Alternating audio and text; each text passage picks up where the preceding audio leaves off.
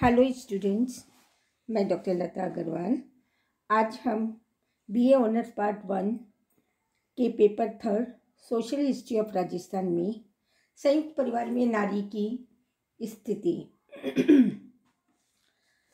संयुक्त परिवार के बारे में तो हम अध्ययन कर चुके हैं। नारी का स्थान सिंधु सभ्यता के अंदर समाज मातृ सत्तात्मक था।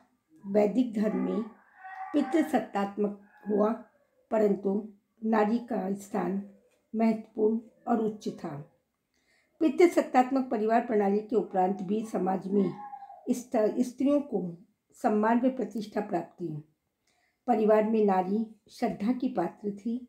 धार्मिक कृत्य, सामाजिक उत्सव और समारोह में वे पुरुषों के साथ समान आसन ग्रहण करती थी, और यही नहीं सभी यज्ञ में वह समान रूप से कार्य करती थी।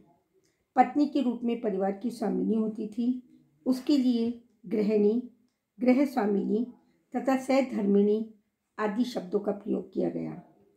कन्याओं की शिक्षाओं का पूरा ध्यान रखा जाता था। पर्दा प्रथा नहीं थी। सती प्रथा का भी प्रचलन नहीं था। कन्या को अपने पति के निर्वाचन में मर्यादित स्वतंत्रता थी।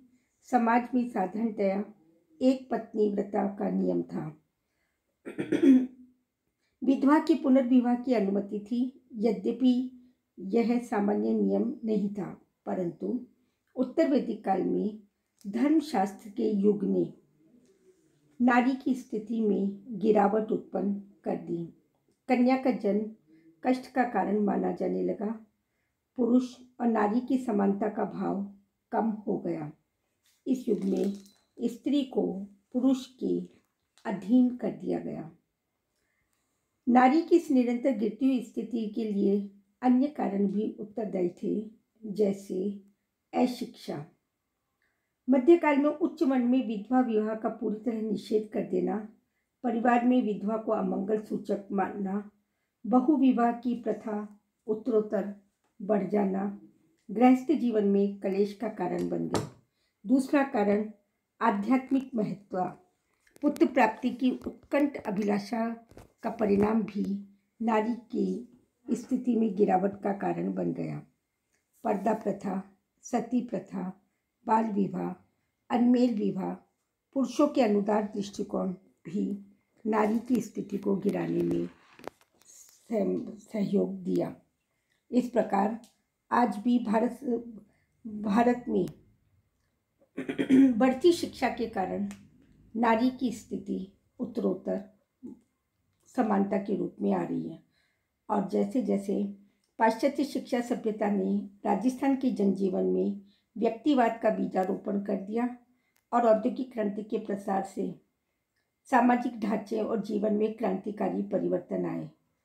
समय तेजी से बदला और हमारे प्राचीन मूल्य मान्यता में भी परिवर्तन आया।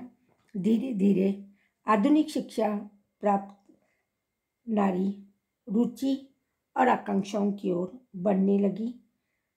यही कारण है कि वह धीरे धीरे शिक्षा के माध्यम से आत्मनिर्भर होने लगी। संयुक्त परिवार का विघटन होने लगा और सोलो फैमिली के रूप में नारी अपना उच्च स्थान बनाने में धीरे धीरे सफल हो सकी। इस प्रकार संयुक्त परिवार में नारी की प्रारंभिक स्थिति उन्नत थी और धीरे धीरे धर्मशास्त्रीय समाज में अवनति की ओर बढ़ने लगी। धन्यवाद।